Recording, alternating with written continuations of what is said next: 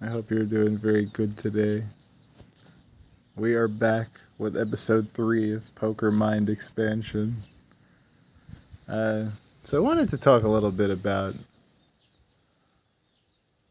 when conflict solution and this kind of thought process evaporates.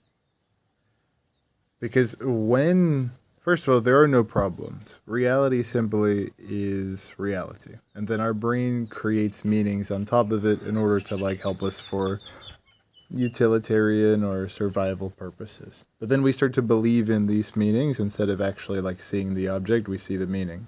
And we believe that this meaning is existential reality. When of course it's not, it's just the meaning relative to us.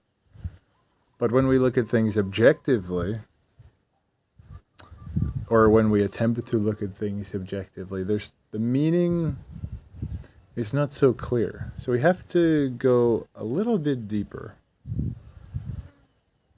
After we start to think about poker with our own minds, not borrowing someone else's knowledge, basically all of the emotional problems that don't have anything to do with strategy simply evaporate.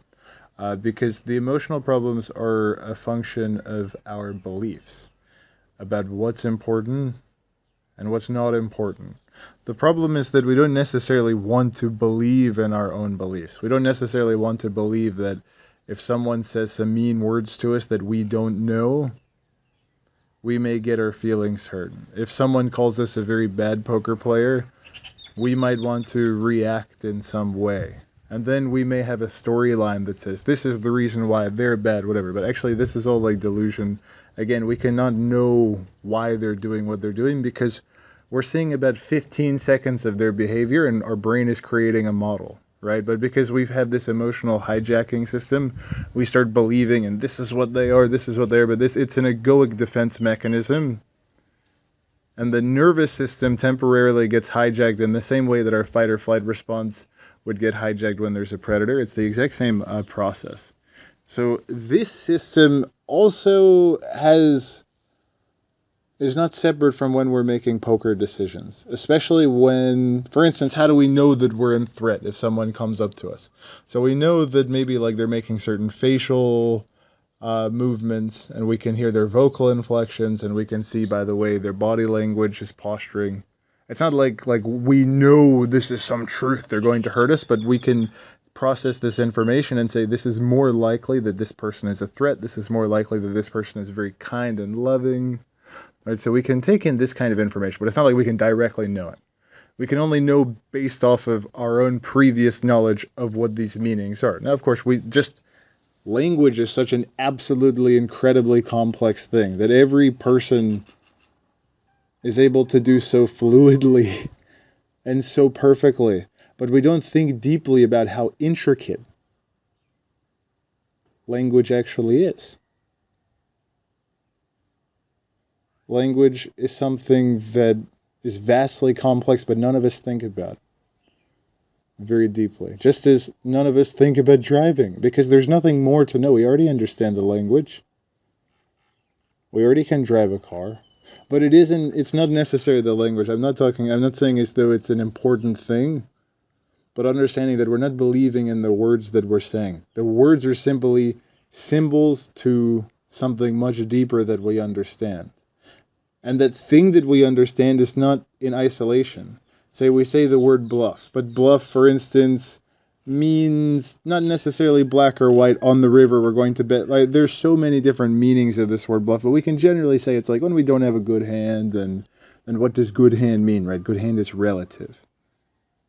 So I'm not interested in just giving new definitions and giving anybody knowledge and trying to make them believe in new words. I simply am interested in questioning the framework in which we make assumptions. I'm far more interested in questioning the framework and the language and understanding the definition so we can get deeper into the meanings, so we don't build a house of cards, don't build a foundation based on fabrication of borrowed knowledge, but we start to understand it ourselves. All of the emotional problems go away if we don't believe that money matters. then we will not have an emotional reaction. We can say the words, I don't believe money matters, and then we have an emotional reaction. Well, it probably will hurt our ego a little bit, this simple fact that obviously we do care because our body is having a reaction, and this agent that's saying it doesn't, this voice in the head, is simply a fractal piece of the entire machine, right? So this one that's saying, no, I don't have emotional reactions, but then when we actually look at our own behavior, we look at a friend and our friend is saying, no, I don't care about money, but all he ever talks about is money. Right, but it hurts him so much. He's so controlled by money. He has to say, I don't care. People that care about money are stupid. They're inferior. I'm superior to them because I don't care about money. But he's completely controlled by money. So why does he talk about money, right? So looking into like our own minds, but in fact, it doesn't matter. Our own minds are our opponents. It's basically equivalent because it's not like we know our opponents. We only see their cards and then we create our own model on the fly based off of our information about them. Now, it's not that the issues and complexities necessarily disappear when these emotions subside and we start to think about things logically. And when we get into hands, we aren't thinking about the last previous 3 situations and having some great emotional reaction that will influence our next decision. Say we're in middle position and we're supposed to open 22%. And we say, oh, we're going to adjust this model by saying the big blind is playing a little bit like this, the button is playing a little bit like this. We'll make it 23%. But now this feeling of being 3-bet multiple times may give us the feeling of, fuck these motherfuckers, they're not going to 3-bet again the next time because they know that they've already 3-bet a bunch, they're not going to do it again. So I'm going to open 26%. Or the opposite. Maybe I'm going to go and play a little bit nittier. But see, this has nothing to do with poker. But this entire emotional system that can even drive that, we need to be aware of. It doesn't mean that our opponents don't have those emotions and we might not be able to. We may be able to predict what they think based off emotions, but if we don't understand ourselves, we cannot know anything about our opponents deeply. So we have to be able to go into ourselves first. It's very easy but it's okay to look at our opponent's behavior and then try to model it and try to talk about it. I'm simply saying that we can talk about it as much as we want, but we need to be very aware that in reality we cannot know about our opponent. So we're simply talking about ourselves, which is fine. It's fine. But in the sense that what we know about our opponent is like we've seen them for like 17 hands or 700 hands, and now we're sure they do this, we're sure they do that, we're sure they do that. But if we look at our own game, we're not even sure about what the fuck we do in this turn check raise situation, and we have to think very deeply for about 45 seconds and try to think, what is this guy actually doing here? Right? And what am I perceived like? And da-da-da. So we don't necessarily know what we are doing ourselves. So the idea that we believe in this model that we create of the opponent is a very kind of like unconscious perception, which is sort of like, I am so scared to be uncertain that I need to box my opponent into this guy. The beginning poker players will often say, what kind of guy is this? He's like this VPIP, he's this PFR. If that has some kind of meaning in and of itself, you didn't say like, hey, like his VPIP is 30, his PFR is 20. Do you just assume because of this ratio that he will play a certain way post-flop? Well, you're delusional. You need to actually look and be very, very clear. This is the problem, is people will play like 500, 400 hands an hour, and they don't even look at showdowns. They don't even take notes. They don't even think exactly what is my opponent doing right now in this moment. They're not modeling their opponent based on showdowns and hand histories and how they're playing against other people. They're simply like just going based off of this arbitrary model in their head that they're not trying to constantly improve. Which is not a very easy recipe for actually improving efficiently. It's not whatsoever. So, but when this emotional system sort of subsides a little bit, where we don't feel like our existence is being threatened just because we get too outed, any emotional reaction we can feel because, oh, we were supposed to win this hand. No, you weren't. That's not how poker works. If you step at the poker table, then you should tell your brain to shut the fuck up and not be an idiot, because you're a strategist, you're a fucking scientist, you're a philosopher, you're a mathematician, you're a game theorist, you're a psychologist. You're not a fucking little ego. You're so much more than that. So give this kind of seed the opportunity to at least plant. Right? This is what we need to do, is we need to give a very nice soil. We need to put a fence around the seed. There's so many things that we can do. But we very seldom give ourselves this opportunity. This higher perspective will absolutely continue to expand, and we will not be so controlled by our emotions. Now, of course, becoming more self-aware is going to give us more knowledge of other people, but that does not necessarily mean that they will have knowledge of us. In fact, it doesn't mean that at all. Us increasing our own self-awareness has nothing to do with them.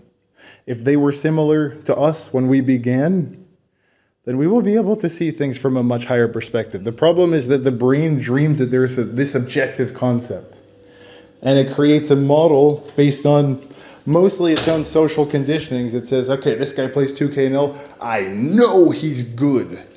But good doesn't mean anything, right? So then when we're in like one specific hand against like 5 other people, and like, you know, UTG plays this kind of way, and he plays like this kind of way, it's just, you cannot say anything about poker. If you think you can say anything about poker, you've never played.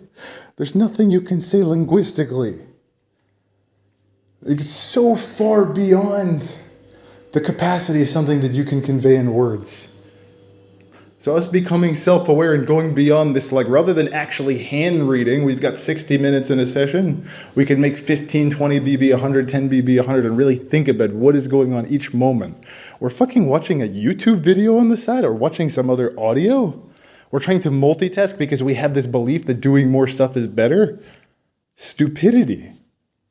But it's not because we are stupid. It is because the entire system is stupid. It's not because we ourselves are stupid. We are absolutely intelligent, and we are born intelligent, and we die unintelligent most of the time because we've been conditioned to believe that things that do not matter actually matter.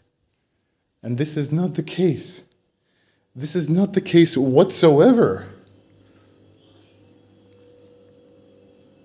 Mental things about mind expansion that we have to remember. One of the most fundamental issues, one of the most fundamental things that comes up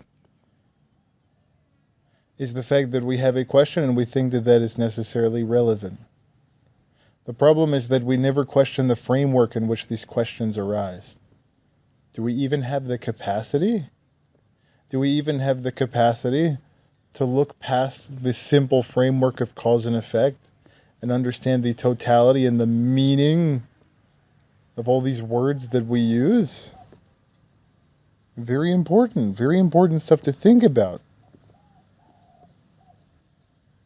If the answers were so simple that you could just get it in a fucking training video, everybody would be playing high stakes. Is that not obvious? But people are more interested in believing in their hopes and dreams than looking at reality, because reality hurts. Reality is that anybody could be at high stakes. Reality is that not anybody could be good at chess. Reality is that anybody could be a high stakes poker player. Why? Because in poker, everybody is solving the wrong problems. Much more so than chess. Because of the way that people have been conditioned by the training industry.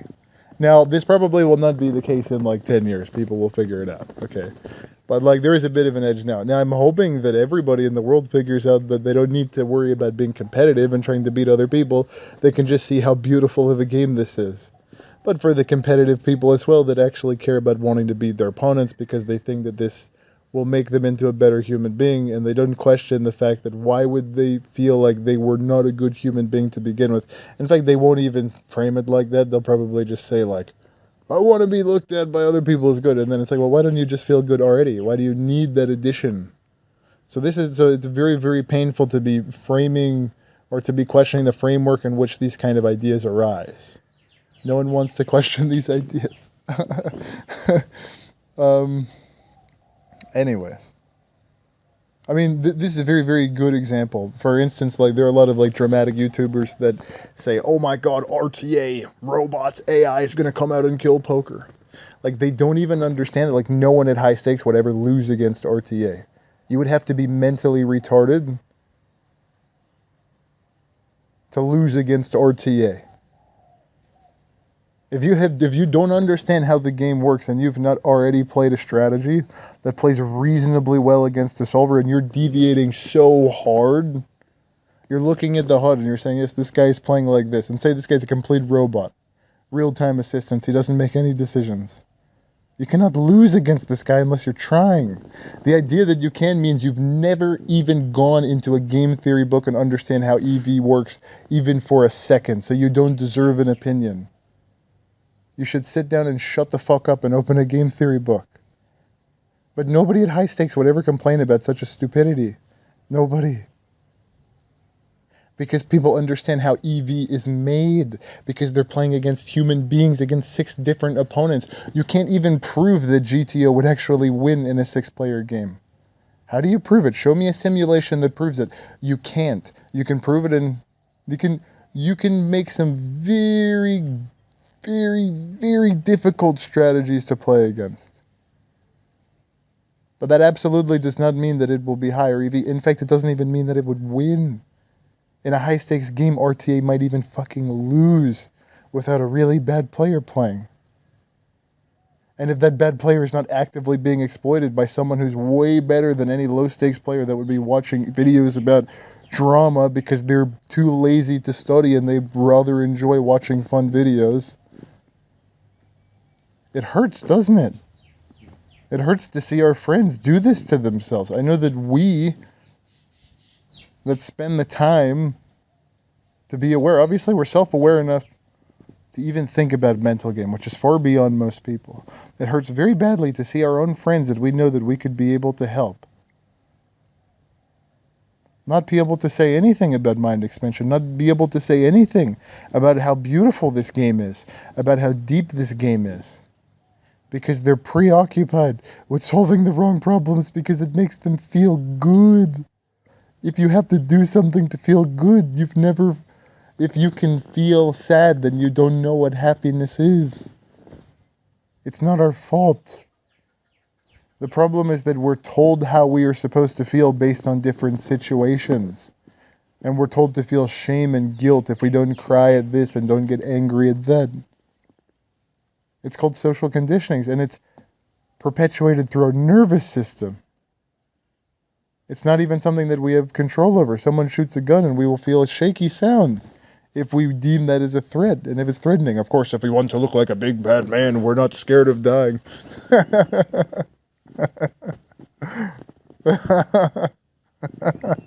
am terrified. I don't want to die. I will tell you that. I fucking love life. Life is too beautiful. I don't want to die. I'm a big bad man, and I'm going to show you I'm not scared to die, so I'm going to try not to let any natural being, like a deer, if they hear a big sound or there's a predator, their body shakes.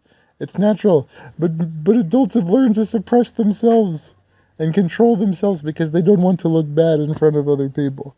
We poker players, fortunately, have to be much more self-aware, and we're much more aware of how people react. We're much more aware of other people's psychology. But we can rise above the level of just poker players, you see. We can go far beyond that. But the poker industry is so blind that they don't even know what they're trying to accomplish. They don't even understand the fact that their decisions are not coming from the thoughts in their brain. Their decisions are coming from the totality of their beliefs. They think that this world is one-dimensional, that they can forget all the knowledge that they've ever had, and they can just try to have one memory of PioSolver and they're going to win. Absurdity, but this is literally what we're taught. So it's not foolish. It is foolish, but it makes sense why it's foolish. It's a very valid perception because it's the way that people are trained. Some might even make the argument that studying and all this is helpful.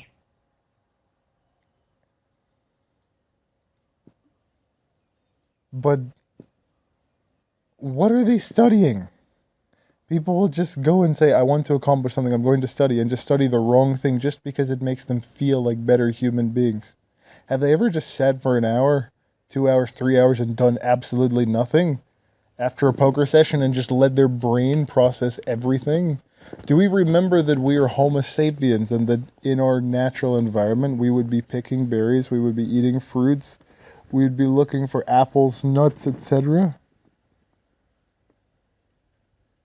And that the amount of information that's going into our brain 24 hours a day via the TV, the internet, other people, is so hard to process. And all this gets mixed up with poker that we need time. And time is not adding more. Time is simply doing nothing, giving ourselves permission to relax, because our nervous system is constantly under stress. It says go, go, go, go, go. No. Now, for someone that's not doing anything, they don't need to do something else because you're already perfect. And if you want to get better at poker, the first thing is to realize that this go, go, go thing is literally just digging your own grave. If you want to, I mean, fine, whatever. I mean, I don't know why you'd want to do that. Maybe because it's painful to stop, right? It's painful to stop go, go, go because you have the thought that I'm not accomplishing anything when I sit down and I give myself permission to rest. But you don't question, like, who is the person that told you that, like, you should be so unnatural that you have to do millions of things so other people will like you, or so you have to do millions of things to get money, right? So you can fulfill all these different requirements. I'm not telling you not to do those. I'm saying question the framework in which these problems arise. Don't start with the presupposition that these problems and that these questions are even valid, because most of the time, the problems just exist in the sky somewhere, and there's not even a real existential issue. It's just that we need something to blame because we ourselves have negative emotions, and they manifest in poker as blame at the dealer, blame at the deck, blame at the poker gods, blame at variance, blame at our opponent, blame at ourselves. By the way, if you blame yourself or you blame anybody else, it's the exact same. If you think there's a difference between you blaming someone else and you blaming you, if you're mean to yourself, in fact, that's far more difficult. Because if you're not kind to yourself, if you're not compassionate to yourself, no one else is going to be. We live in a society of basically bullies and people that get bullied. I'm not suggesting that you be a bully. No, not at all, of course, right? I'm suggesting that we give ourselves a little bit more love, and that this blame mechanism that we feel we are not good enough, we need to do more, we need to get more. No, we have to question the framework that this thought arises in. Why does it come from that? Is it associated with a memory? Can we think of a time where someone told us that doing more would make us better? Did we ask them, why do you think I'm not good enough? Why do you tell me right now that I'm not good enough? Do we remember the joy that children had before they got fucking conditioned and programmed? How joyous every single moment was? They would make infinitely better poker players than most people that actually believe that things that don't matter do. They are far more intelligent. But in fact, we have the seed and we have the capacity to go back to our natural state. But it's so painful to frame it in these terms. So I will probably continue to try to put it in more positive terms, to say, like, we are going to get an edge against people that don't do it. But of course we will, obviously. But, like, it's not the fucking point. The point is not to be better than other people. Yes, of course, if they don't understand themselves, then yes, they're going to be shit, and we're going to destroy them. Because if you spend an hour a day meditating and they're acquiring more knowledge, they will just confuse themselves more.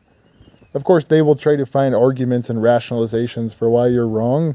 That has nothing to do with strategy.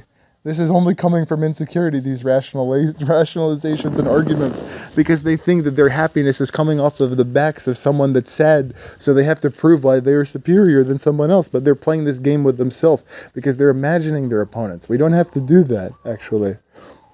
We don't have to do that even in the slightest. So we think our opponents are not going to exploit us in the future if we, just simply do whatever we want, or we think they will, and we have all these kind of different fears that come up. But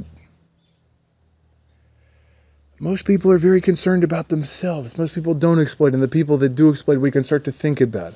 The problem is that there is this idea, I want to avoid this painful experience. The painful experience is being check-raised and not knowing what's going on. Rather than trying to avoid a painful experience, you should simply go out and go and think about how will he react? What will he do? But it's so painful to say, I don't want to get in this situation, so I'll never think about it. The reason why is because we will see immediate contradictions in our current thought process. So we'll try to find any sort of information to validate our current perception. We cannot identify with one particular idea because all ideas are equivalent. It's not like playing tight is good. Playing tight against people that are just going all in every single hand is going to work very well, but you might even want to play a little bit more than tight. You might even exploit them more. It depends on how loose they are. You say they're going all in every single hand and you're only calling off 5% of your range, well, you're leaving a shit ton of money on the table because you can simply do a mathematical equation and see how calling way more hands than that will make more money, right? But it's so scary to do things that we don't know about. No, but we have to actually go in and look at the math and not just remember some bullshit and then try to make ourselves feel better. The highest truth of poker is realizing that there's not even anything to solve. There's just a magnificent game that we can think about for hours and hours and hours and have fun with. But the problem is that the brain is in so much pain constantly that it doesn't admit that it's in pain. It will tell you, I'm going to accomplish something. I'm going to be a big bad man one day and I'm going to fucking be the slave of other people's eyes. And I'm going to tell you that I'm a big slave. It's a fucking joke, to be honest. Because why would you even care? Why do you not just enjoy music and listen to music because Jimi Hendrix is beautiful? Listen to his voice. Why are we obsessed with things that don't matter? Why don't we put on some Bob Dylan? Why don't we listen to the Rolling Stones? Right? Why are we obsessed with things that are not important? The highest truth is that there's nothing to solve in poker. It is the most deep thing, but no one will ever be able to admit that as long as they are identified with this go conflict solution idea. The highest perspective is love for the game as well. It's not like I'm playing for money, ha ha ha. You have no fucking soul if you're playing for money.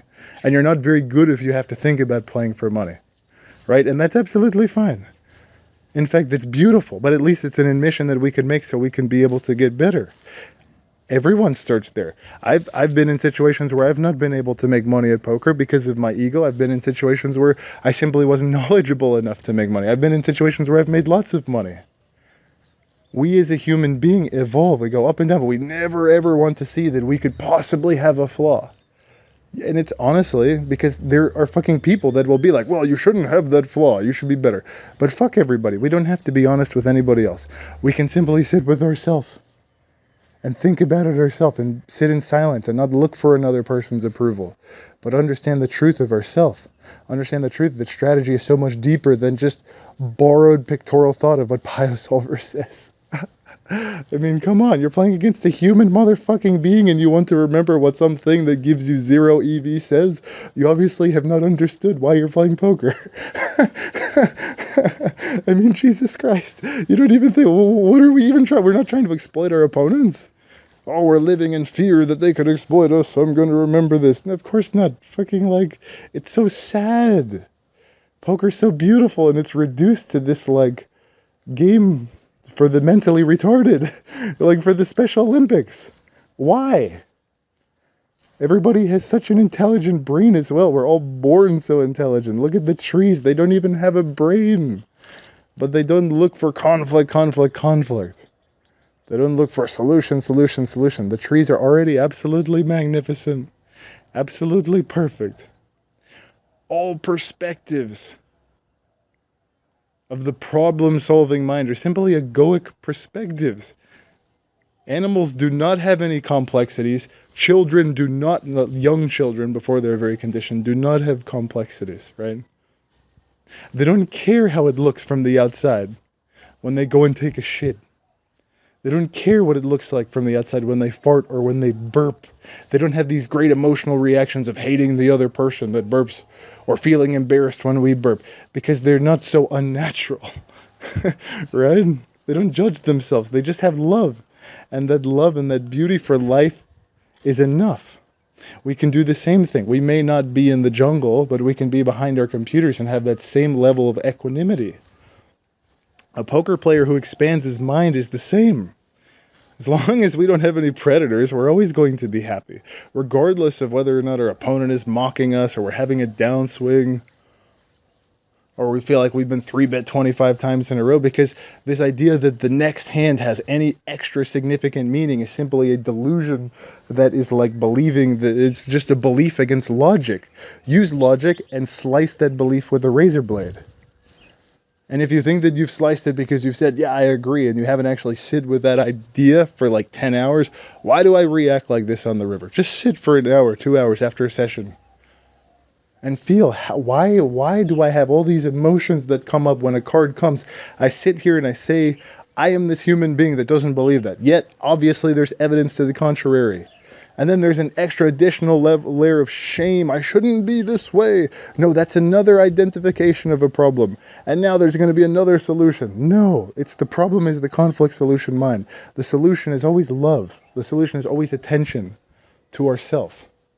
To trying to be able to give ourselves love, attention, awareness into these areas that are painful and not adding extra layers of shame if we can help it. And if we experience that, remember that we are simply witnessing this. We are not the one that is creating the pain. We are not like sitting here actively and saying, I want to feel pain. If the river card is that, no, it's just like a memory that if this happens, this will be against our location and this will be bad.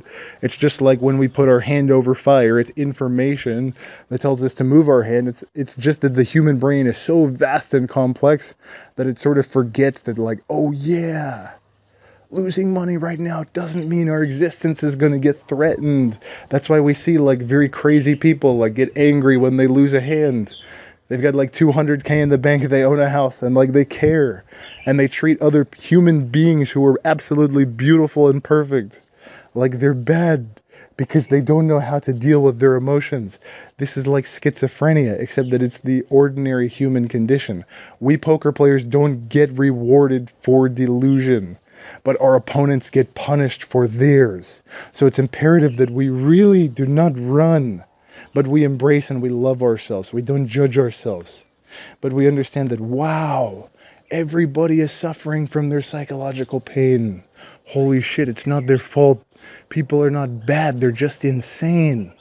It's just insane to say one day, I'm a mathematician, I go to school, I know the statistics are this, and then have some crazy irrational beliefs about how I'm a bad person being, there's karma, and somehow this fucking poker hand is going to come this way.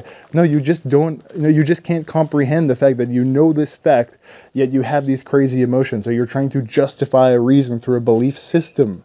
Yes, God exists, sure. But not in the way that you perceive him currently. That's for goddamn sure. Right? God is absolutely perfect and he doesn't judge you and he loves you unconditionally no matter what you do. But this is not the way that religion has kind of trained us. And dogma has always been the way of the society. And it's been spoken from the perspective of GTO as a sort of GTO is superior. And or exploitative is superior. But these things are two sides of the same coin. They're incomparable. They have nothing to do with each other. GTO has nothing to do with exploitative. We're talking about completely different ideas, completely different things that have nothing to do with each other. What is real? We are at a hand, and we are saying our hand is 6'5". And we're saying, like, what is the EV of RFIing this? Well, first of all, we're not playing against computers, so the EV is not going to be 0 of 6'5". You can say that the totality of the combinations that you open, you can actually get a strategy EV that's guaranteed almost-ish kind of 0, but not really, because obviously poker's infinitely more complex than your pictorial thought imagining that you're playing perfectly. But let's just pretend that you were, right? And let's just pretend that there was no rake as well. These things are not comparable. In fact, we have a decision, so then we can think about what is the utility of even thinking about game theory. We're not thinking about game theory to be balanced, obviously.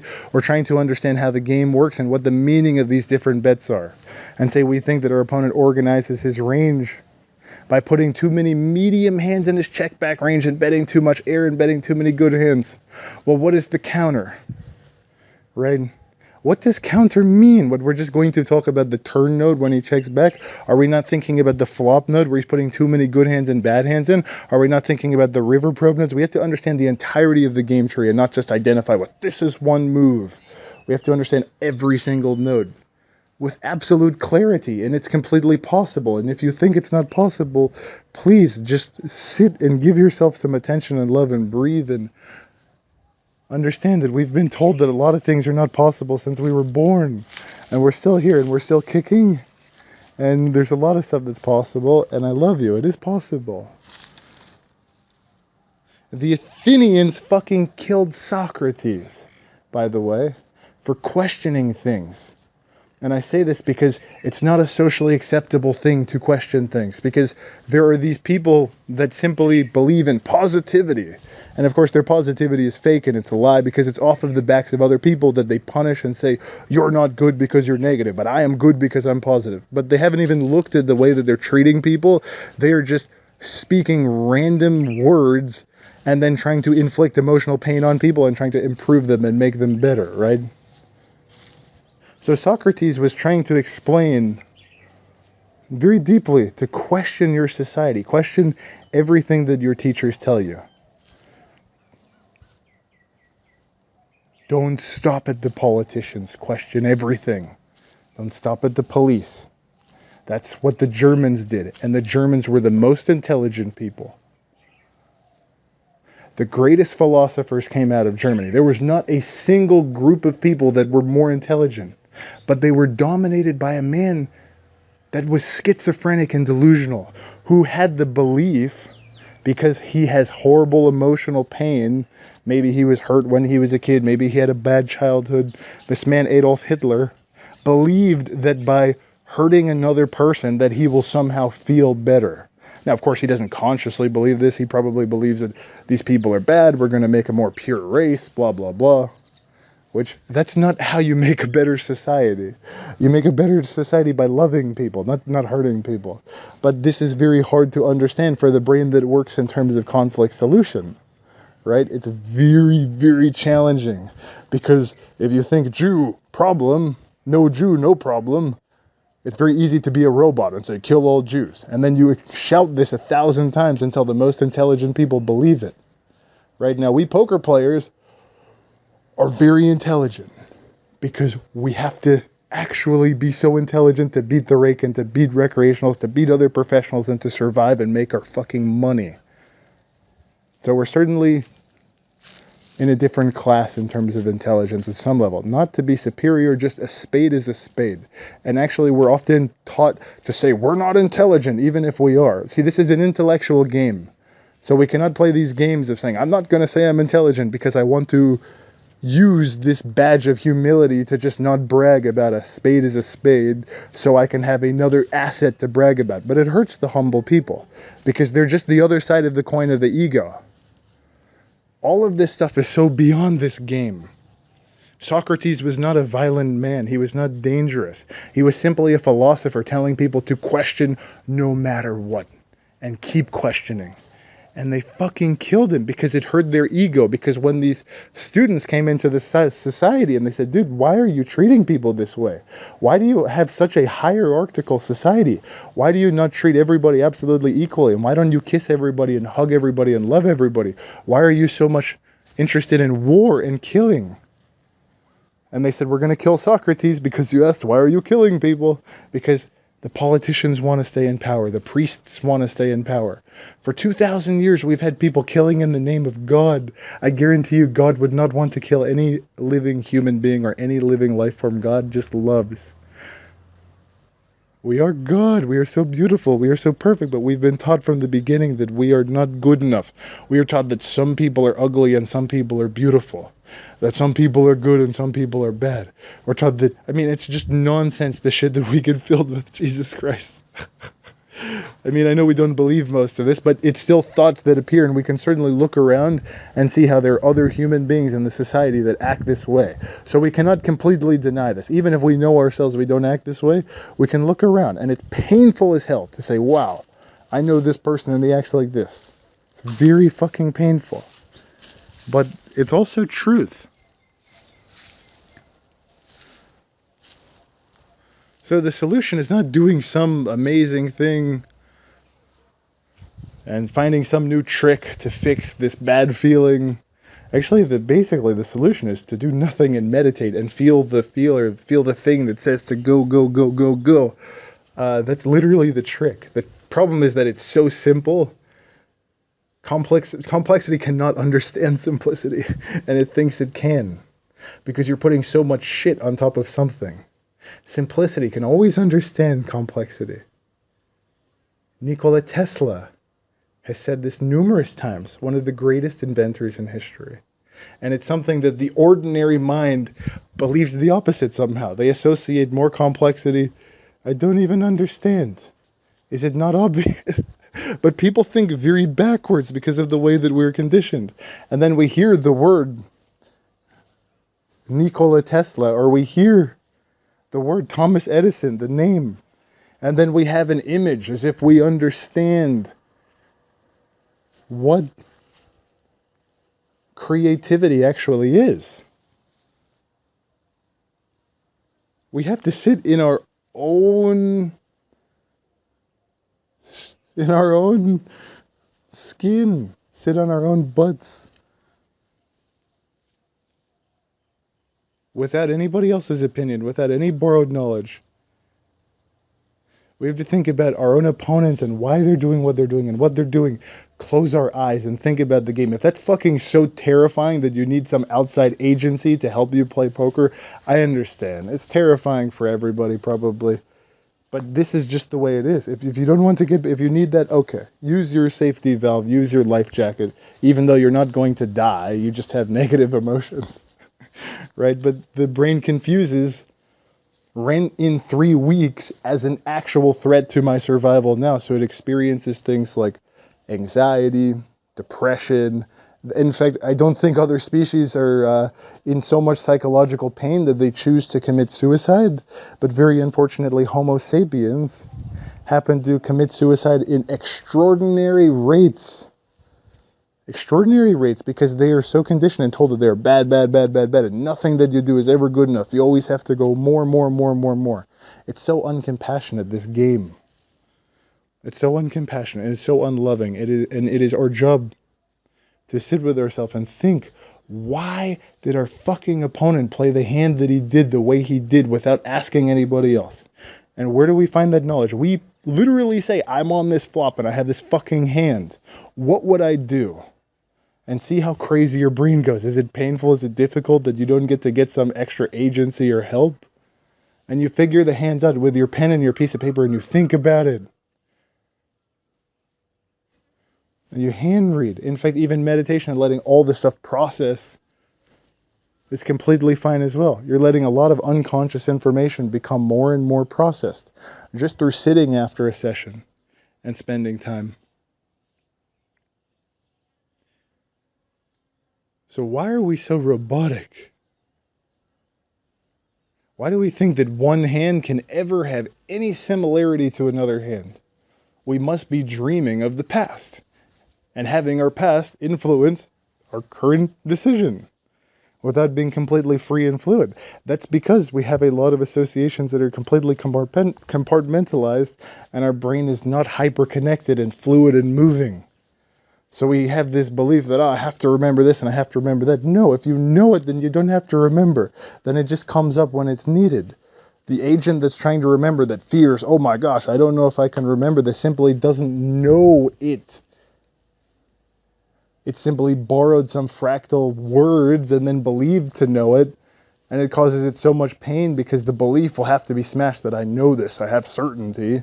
But in fact, that's what actually allows us to be able to play like the Wild West, like crazy maniacs and destroy everybody, because people are fucking terrified of doing anything that's not GTO with certain hands. Right? They're not actually terrified. And then when they have a really good hand, they'll play it a different way. They won't tell, blah, blah, blah. And then even you'll have some people that are so certain to only play inside the box. Even against fish, they don't even know how to play against fish because they have no idea what poker is. They think that you actually make money against fish by betting like 1/3 and fucking like RFIing like 2x. And they're like, I'm afraid that my opponent might 3-bet me. Well, okay, have you considered the EV of just RFIing like aces to like 7x?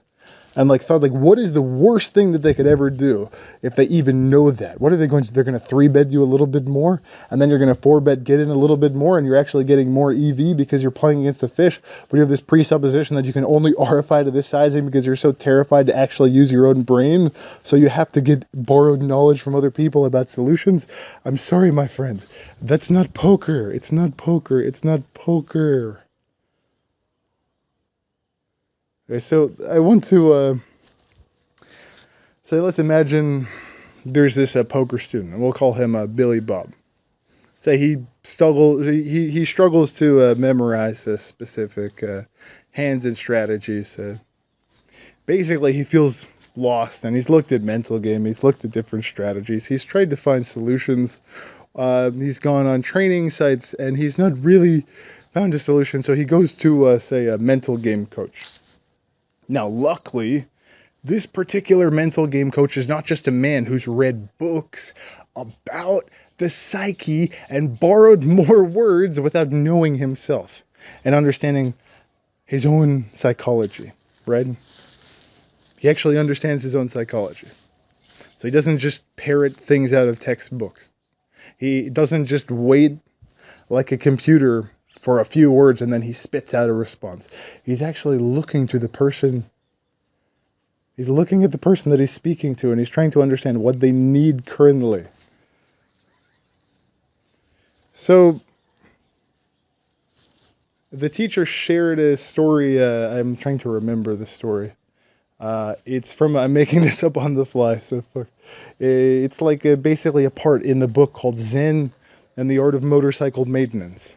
He basically recounted a part of the book. He was like, there was, I believe, a woman student in a classroom who was having trouble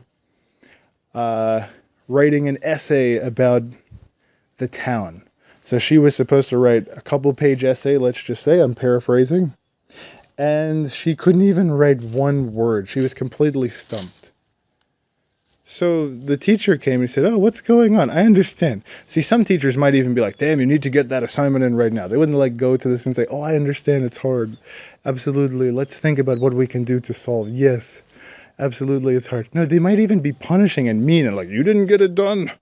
Well, you're disrespectful to me. It's like, no, motherfucker, you fucking imprisoned this kid against their will for fucking 18 years and told them that if they don't do this, they're a bad person. Punish them completely emotionally, violently. And then you fucking treat them like they're bad if they don't do exactly what you want, like a prisoner. And you complain that there were slaves 300 years ago. And you don't see what you do to your own children. But it's very sad. We poker players don't have the same opportunity to be so foolish and to be taught by fools, because we have to rise above and expand our minds to a completely different level than is fathomable to basically a parrot robot teacher. Basically, the education system works in creating words and then associations with that words that everybody agrees upon. So they all say pizza means this, and we all have this kind of agreed upon framework. But if you get it wrong, if you say it differently, you're wrong. The entire world is based in A, B, C, D, and if you don't get the right thing, then we will train you to feel some negative emotions and we will shame you. But it's this very big subliminal thing where some people are actually hypnotized enough to think that they are better than other people. They are more superior even though they're both going to die because they have been more educated, because they are more knowledgeable. Some people feel that they are inferior because they are less knowledgeable. But I've never met a stupid human being in my entire life because everybody is absolutely intelligent. It's just that if you judge intelligence based on certain metrics, if you tell a fucking dancer that you need to take a math test and that her intelligence is only going to be based on how well she does math, I'm sorry, but you will probably think that she is stupid and you are an idiot. Because you have not evaluated more areas for where she is actually brilliant. It is your own choice in your judgment. But it's what we've been forced into. And I'm not talking to anybody specifically. I'm just simply trying to make it clear that yes, the society may not pay to watch this woman dance, but if it's what she loves, then she is magnificent. And I absolutely support her in her dancing. But basically, in this book, the teacher says, okay, well, let's just write about this very specific brick in the wall in the town. So we're talking about laser hyper-focused on one particular thing. And he said, write me a couple pages on that. And in poker terms, he basically advises her to try to understand the intricacies of different fundamental principles for how the game actually works, starting from first principle. And what that would look like for the majority of poker players is actually deconstructing their current assumptions rather than believing, yeah, I know what this means. I'm just going to move on to the next thing because it hurts so much to admit that I don't know. It's so painful to admit that we don't know because we're punished. So we automatically assume that any word that anybody says we know, but we don't have to do it with other people. We can do it alone, and we can think about it alone.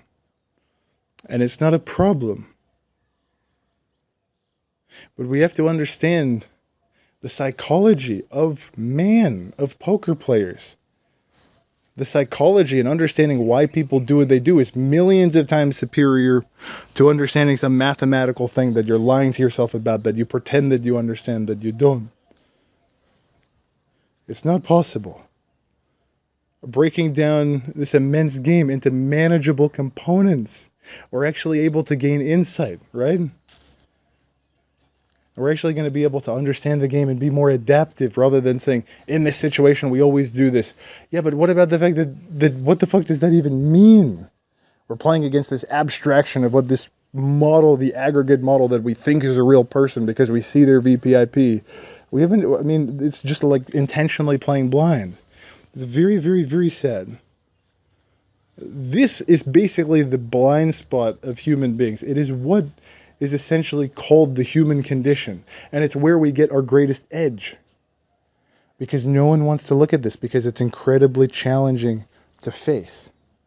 Because we're taught that if there is something that is not perfect, it's someone's fault.